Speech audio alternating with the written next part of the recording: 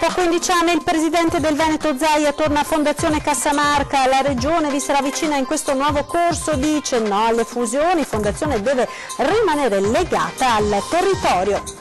Intanto il presidente del Consiglio di indirizzo Luigi Garofalo fissa un incontro con i rettori di Ca' Foscari e del Bo. L'università e il campus all'ex distretto non si discutono, ma soldi non ce ne sono. Nuovo attacco del tabloid britannico The Guardian al Prosecco dopo aver affermato che danneggia i denti. Ora l'accusa è che i vigneti erodono le colline. Non si effettua il ricevimento genitori, fa discutere la provocazione del sindacalista Talmi secondo cui sempre più giovani lavoratori mandano avanti mamma e papà, vanno aiutati a tornare protagonisti. La vendita del complesso palladiano di Fanzolo a un privato mentre il comune tenta un'altra via, interviene il governatore Zaia che spera che almeno ad acquistarla sia un trevigiano. Via Manin di nuovo chiusa per lavori, si andrà avanti fino a metà febbraio, domani sospesa l'erogazione dell'acqua e c'è chi è costretto a chiudere e a perdere l'intera giornata di lavoro. La battaglia dei rapper alla loggia dei Cavalieri dopo le polemiche per la manifestazione di sabato e le scuse via social, incontro tra sindaco e organizzatori, sì ad altri eventi ma in luoghi più consoni, dice Mario Conte. Buonasera, ben ritrovati con l'edizione di Treviso dei nostri telegiornali. In primo piano la visita dopo anni di assenza del governatore Zaia a Fondazione Cassamarca, rapporti ricuciti con Fondazione che in questo suo nuovo corso potrà comunque contare sulla vicinanza della regione. Rimette in stretto collegamento la regione come rappresentante massima delle istituzioni territoriali locali e la stessa fondazione. Il governatore Luca Zaia ritorna a Caspineda dopo più di 15 anni e anche questo la dice lunga sul nuovo corso che Fondazione Cassamarca ha intrapreso dopo l'addio del presidentissimo Dino De Poli. Spero che questo nuovo corso abbia fortuna, soprattutto per un motivo che è quello di aver già scelto di fare le schede degli immobili, mettere sul mercato gli immobili, fare un po' di ordine, di pulizia e poi valorizzare tutto quello che è il patrimonio artistico di questa fondazione che ha decine se non centinaia di opere d'arte che è giusto che siano di puro e pubblico godimento a favore dei trevigiani e dei cittadini tutti. La presenza in questo palazzo di Zaia rinforza non poco la posizione di Fondazione a cui la regione, dice il governatore, starà vicino nel suo percorso di riassesto complessivo. Fondazione che deve rimanere autonoma e strettamente legata al territorio. Sì, non è solo un fatto identitario, è un fatto anche storico. La fondazione di fatto nasce nel 1492, l'anno della scoperta dell'America,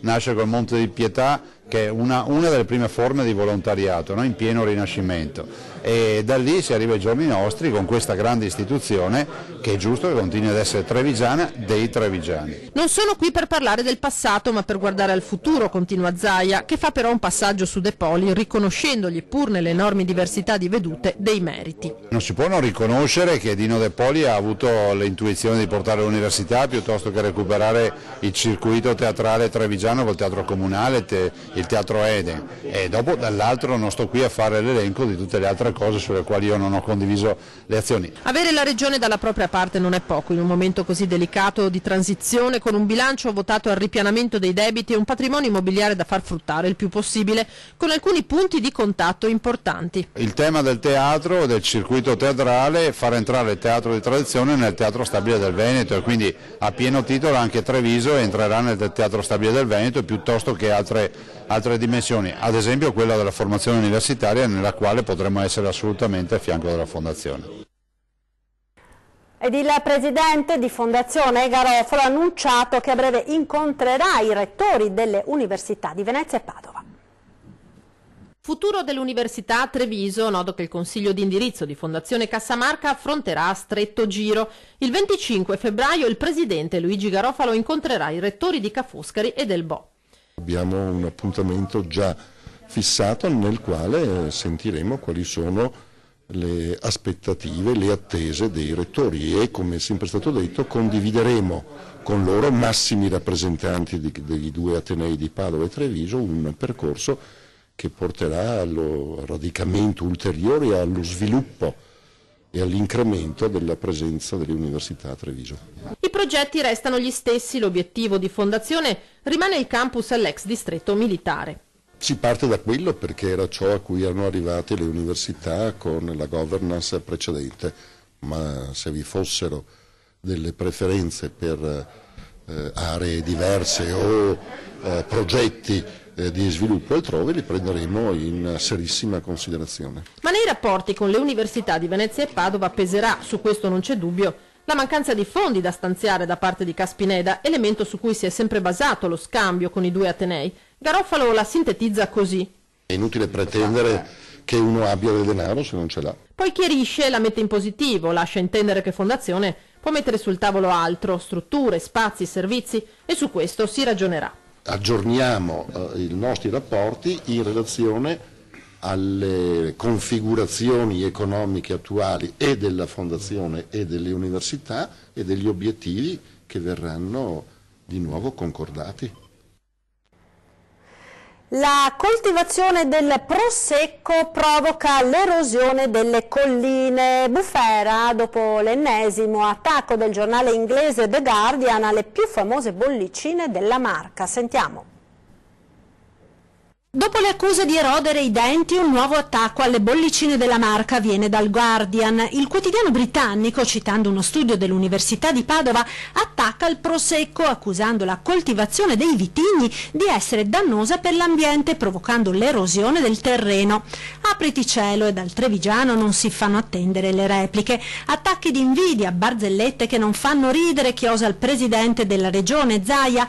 In attesa che la stampa internazionale accusi il prosecco anche di mangiare i bambini, prosegue il governatore, ricordiamo a tutti questi soloni che il Veneto ha sì 9.000 frane, ma nessuna dove si coltivano i vigneti, bensì dove il terreno ed i pendii sono abbandonati.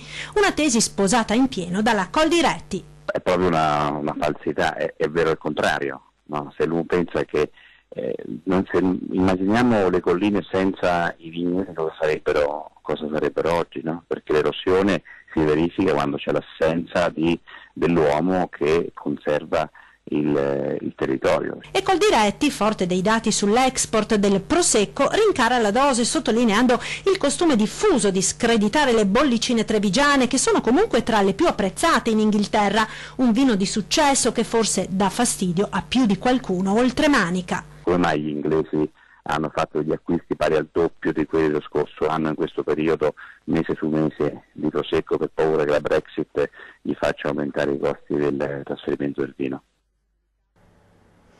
Torniamo a parlare della Loggia dei Cavalieri dopo le polemiche per la manifestazione dei rapper di sabato. Questa mattina i giovani hanno chiesto scusa, il sindaco accetta ed ora pensa ad organizzare altri eventi ma in luoghi più consoni.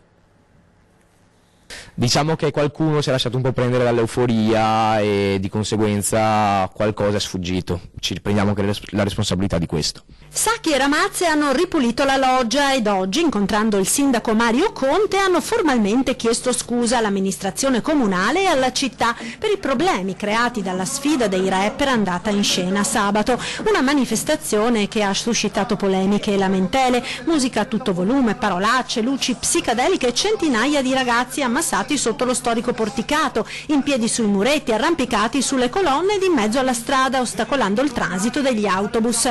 Uno spettacolo patrocinato dal comune che sicuramente stride con la stretta sul decoro e l'utilizzo di certi spazi voluto dalla giunta. Chiediamo scusa all'amministrazione e al sindaco, la situazione c'è leggermente sfuggita di mano, noi non ci aspettavamo tutto questo seguito, siamo contenti da una parte perché appunto abbiamo visto che i giovani ci sono e sono presenti, però d'altra parte siamo pronti a organizzare in maniera migliore in modo che non ci siano più inconvenienti di qualsiasi genere. Insomma, l'evento è sfuggito di mano, ma i giovani, oltre a scusarsi, non intendono mollare, anzi con l'appoggio dell'amministrazione organizzeranno altri eventi dedicati ai ragazzi, magari in luoghi più consoni. Loro si sono scusati con l'amministrazione, io mi scuso con i cittadini, queste cose non succederanno più, però fondamentale è capire che noi vogliamo stare a fianco ai giovani e stiamo costruendo dei progetti per il futuro su dei luoghi magari più idonei. Ci siamo resi conto che la loggia comunque non si presta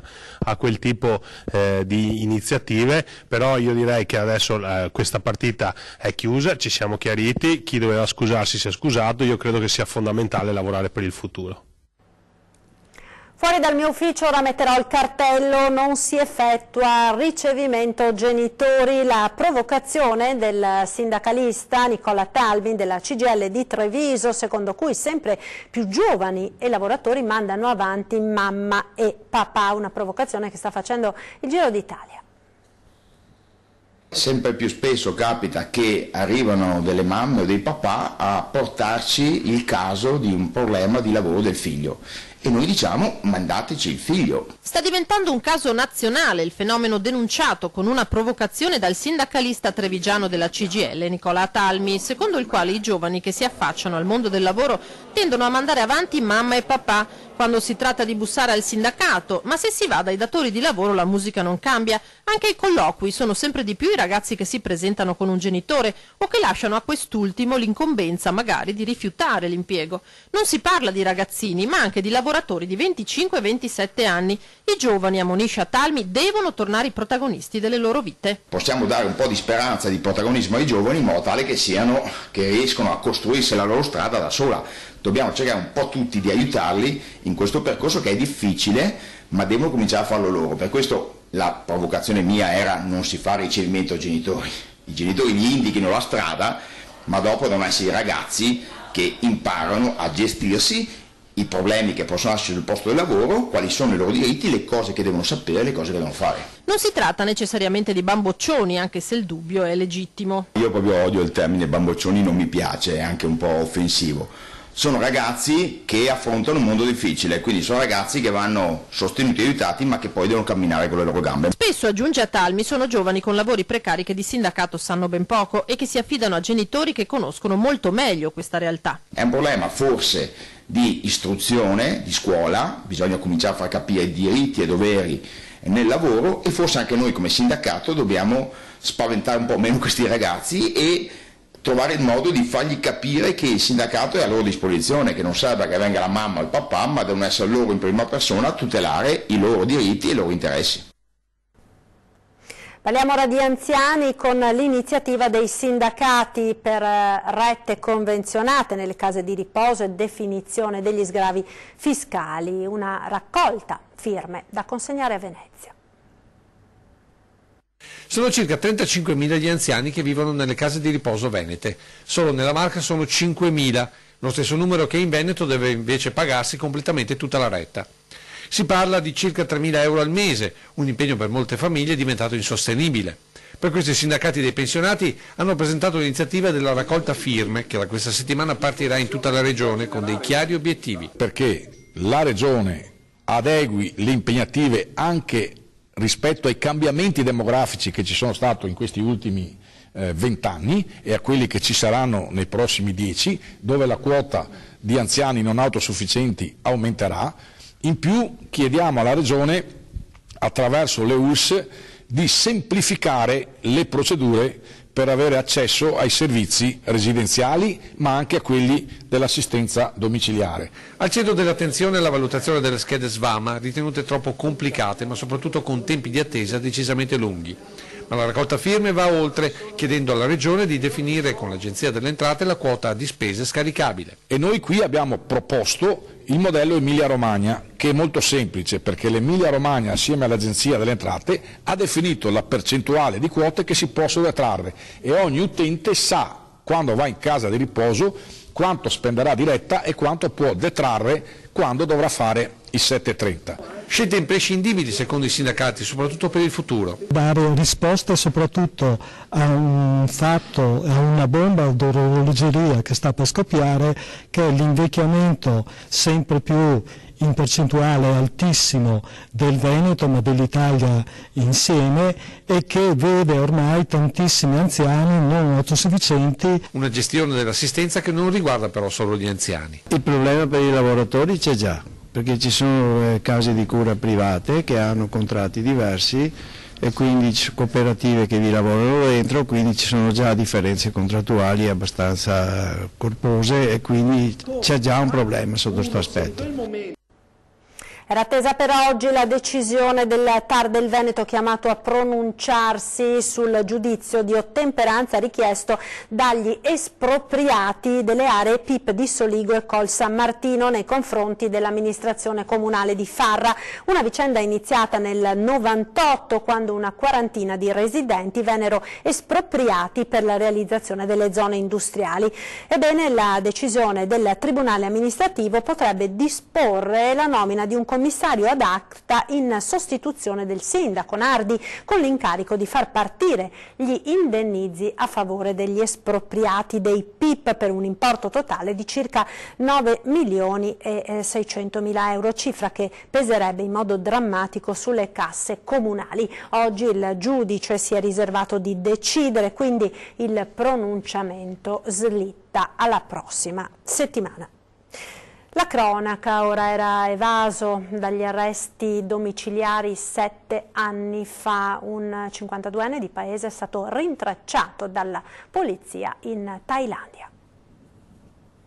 Tradito dal segnale del suo telefonino, seppur da un altro continente. Protagonista Daniele Lollo, un 52enne con residenza a Paese, dove doveva scontare gli arresti domiciliari per spaccio di droga.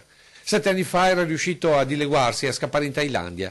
Una fuga clamorosa, rocambolesca, che l'aveva portato ad una latitanza dorata fatta di acque cristalline, spiagge dorate, divertimenti di ogni tipo nella meravigliosa cornice dell'isola di Phuket. Però del caso gli investigatori italiani non si erano certo dimenticati e martedì scorso la latitanza del malvivente trevigiano è arrivata finalmente a capolinea. La cattura è stata, come per la fuga, altrettanto avventurosa. L'uomo è stato localizzato grazie al segnale del proprio smartphone, pedinato a lungo e fermato mentre stava parcheggiando il suo scooter, mezzo con cui abitualmente il malvivente si spostava. Lollo è stato arrestato dagli uomini dell'Interpol thailandese con la collaborazione del Servizio della Cooperazione Internazionale della Polizia di Stato. Il 52enne ora si trova rinchiuso in un centro di detenzione della capitale thailandese, in attesa di essere estradato in Italia e raggiungere il carcere di Santa Bona a Treviso, dove continuerà a scontare la pena con l'aggiunta dell'inevitabile condanna per evasione. Singolare furto di giocattoli ieri a Fontane di Villorba. Banda specializzata ha fatto sparire diverse scatole di costruzioni della Lego. È proprio vero che certi giocattoli vanno letteralmente a ruba e da ieri le scatole di costruzione della Lego rientrano in questa singolare lista dei furti. Ne sanno qualcosa i commessi del Center Casa di Viale della Repubblica a Fontane di Villorba, rimasti sbalorditi di fronte agli scaffali letteralmente svuotati del reparto giocattoli. Una vera e propria azione pianificata in ogni particolare da una banda specializzata in furti del genere. Stando alla ricostruzione della polizia, alcuni componenti, fingendosi clienti, avrebbero prima girovagato per il negozio, per poi dirigersi verso la zona dove erano esposte diverse confezioni dei Lego, solici mattoncini per costruzioni. In pochi minuti hanno manomesso il sistema d'allarme di una uscita di emergenza, per poi caricare con dei complici all'esterno diverse confezioni, alcune anche di grande valore per i collezionisti. Il tutto per un valore complessivo superiore ai 6.000 euro. Un vero colpo da manuale per una banda che avrebbe già agito in altri negozi delle province di Padova e Venezia. Solo il caso ha evitato il peggio. Ieri sera in tangenziale a Treviso un ottantenne alla guida di un'utilitaria ha fatto confusione ed ha preso contromano il tratto di strada che dall'aeroporto porta verso San Lazzaro ed il Terraglio, il tutto intorno alle 19:30, in un momento quindi di alta intensità del traffico di rientro in tangenziale. Il risultato è stato che diversi automobilisti si sono visti l'auto davanti, riuscendo per fortuna a schivarla vista la velocità moderata tenuta dall'anziano, che è stato poi bloccato dalle pattuglie delle volanti, successivamente preso in consegna dalla polizia locale per il ritiro della patente e le relative sanzioni. Ed ora linea alla regia per la pubblicità. A tra poco.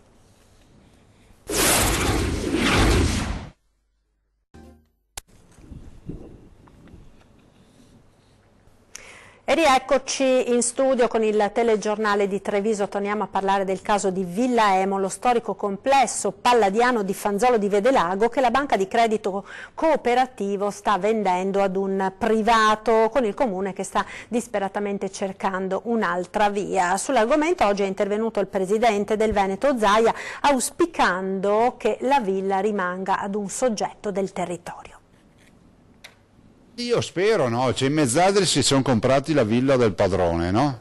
del Paron, e questa era la banca, no? Che poi è un insieme di ex mezzadri, vediamola così un po' anche poeticamente, romanticamente. Spero che ci sia qualche mezzadro facoltoso, c'è qualche trevigiano, qualche veneto che si inserisce su questa trattativa. Capisco che la banca deve cedere la villa, non è che possiamo obbligare un privato ad averla, non possiamo neanche pensare che tutti i beni monumentali diventino pubblici perché cadrebbero tutti a pezzi, cioè Villa Emo, se fosse rimasta privata e non fosse passata di mano a una banca che aveva possibilità di recuperarla, oggi non sarebbe così. Per cui cerchiamo di fare in modo quantomeno che resti una sorta di trevigianità sui nostri beni o di veneti che si interessano.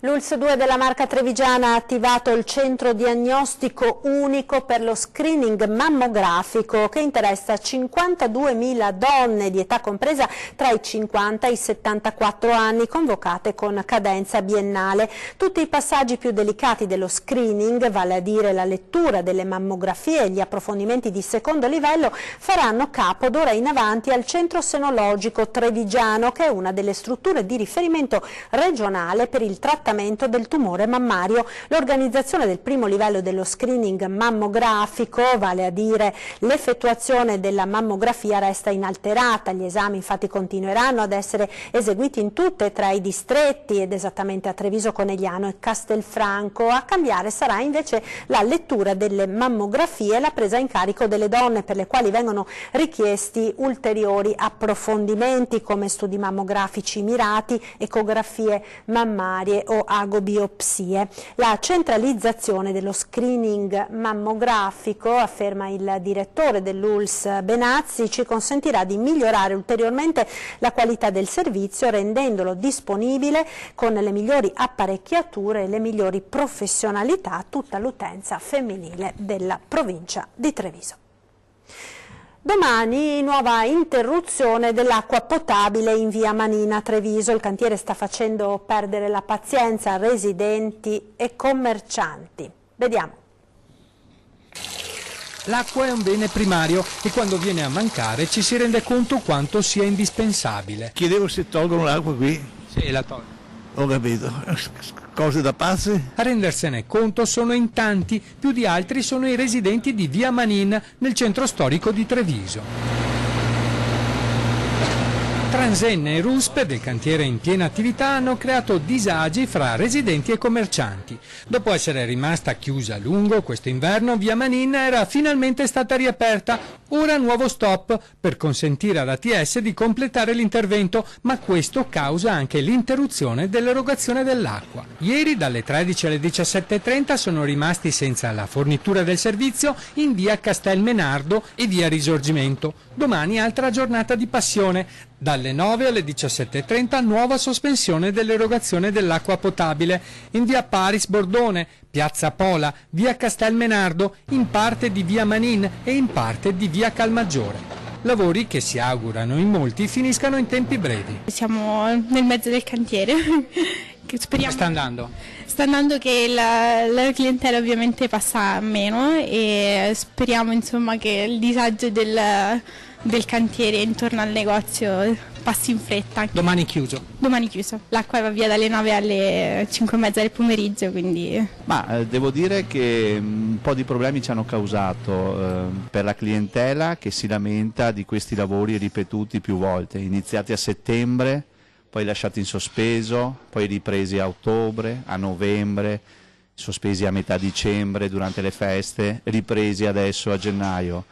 Chi ha l'attività si sta lamentando molto, scrivendo chiusa via Manin, la via principale di Treviso, la gente dice allora non passiamo di là. Io ho avuto un calo di clientela e non riesco a capire come mai un lavoro così semplice si sia prolungato per 5 mesi. Speriamo insomma che sia solo un giorno e non di più. No, hanno scritto una settimana, spero che siano anche meno. Bisogna sperare che il tempo non peggiori. In caso di maltempo i lavori saranno posticipati al successivo giorno lavorativo. Giornata trevigiana, quella di oggi, per Don Luigi Ciotti, fondatore del gruppo Abele e dell'Associazione Libera contro le mafie. In mattinata ha fatto visita alla comunità terapeutica del CEIS Treviso, realtà che da più di 30 anni si occupa di accogliere ed accompagnare nella riabilitazione persone che incontrano la tossicodipendenza. Don Ciotti ha ricordato gli inizi del suo impegno nel campo delle dipendenze, tema tornato di drammatica attualità in questi mesi anche a causa della cosiddetta eroina gialla che ha mietuto vittime anche nel Trevigiano. Qualcuno credeva veramente che il problema delle droghe fosse superato, ha chiesto ai presenti Don Ciotti. I giovani oggi però non sono come li dipingiamo e ai giovani ha lanciato un appello: non lasciatevi vivere, riempite la vita di emozioni vere, riempite la vita di vita. La cultura ora, perché Coop Culture ha vinto il bando per la gestione delle attività didattiche per bambini, ragazzi e famiglie all'interno dei musei civici di Treviso. Per i prossimi 2 anni l'attività didattica dei musei civici di Treviso è stata affidata a Coop Culture. La società vincitrice del bando per i prossimi 2 anni dovrà riuscire ad appassionare all'arte sia i giovani che gli studenti delle scuole, oltre al pubblico adulto che visiteranno i musei in città. Per ogni settore dei complessi di Santa Caterina e del Museo Bailo saranno presenti nuovi percorsi tematici, laboratori e workshop. I musei saranno dunque arricchiti con la creatività, il gioco e le visite guidate in grado di garantire un'esperienza unica a bambini, ragazzi e famiglie. Tante nuove iniziative che coprono tutto l'anno e copriranno anche quest'estate. L'attività didattica proposta darà la possibilità ai giovani studenti e appassionati di avvicinarsi all'arte con un programma integrato. Ogni proposta sarà corredata da supporti e schede di approfondimento adatto a coinvolgere tutte le fasce di età. I contenuti che saranno quelli del museo, però attraverso un linguaggio e degli strumenti anche che siano accattivanti e interessanti anche per un pubblico che tipicamente magari non andrebbe al museo. I visitatori potranno assistere ad incontri ludico-didattici, visite guidate in più lingue, progetti mirati e laboratori. Noi cerchiamo di offrire esperienze, emozioni, stupore e meraviglia. Bambini, adulti, nonni, genitori, atelier prenotato alle 4, quindi una guida sempre presente il sabato pomeriggio ad accogliere chiunque abbia voglia di conoscere un po' di più di queste bellissime realtà. E di cultura a Treviso si continuerà a parlare subito dopo i TG, questa sera nella puntata di 20:10 a Fergoldin, il titolo della trasmissione, ospiti in studio Nicolò Rocco, consigliere comunale del Partito Democratico, e Giancarlo Iannicelli della Lega, presidente del Consiglio Comunale di Treviso. È tutto, grazie per essere stati con noi, vi lascio come sempre alle previsioni del tempo, arrivederci.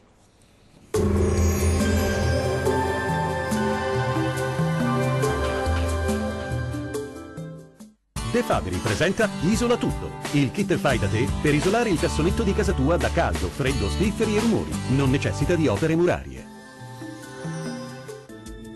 Ben ritrovati al meteo, un venerdì all'insegna del brutto tempo. Vediamo il dettaglio. Sul Veneto il cielo risulterà molto nuvoloso sin dal mattino e per tutto l'arco della giornata.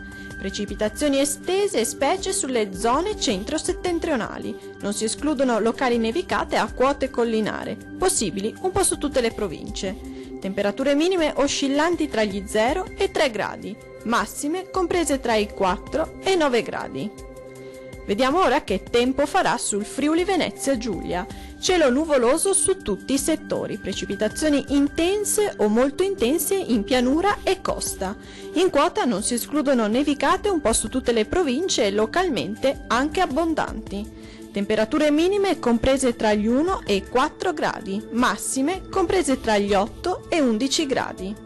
Vediamo infine la situazione del Trentino Alto Adige. Nessuna novità di rilievo. Il cielo si presenterà nuvoloso su tutti i settori, con probabilità di piogge intense anche con locali nevicate, talvolta abbondanti. Temperature minime oscillanti tra i meno 4 e meno 1 gradi, massime comprese tra gli 0 e 2 gradi. Dal meteo di Antenna 3 è tutto, arrivederci al prossimo aggiornamento.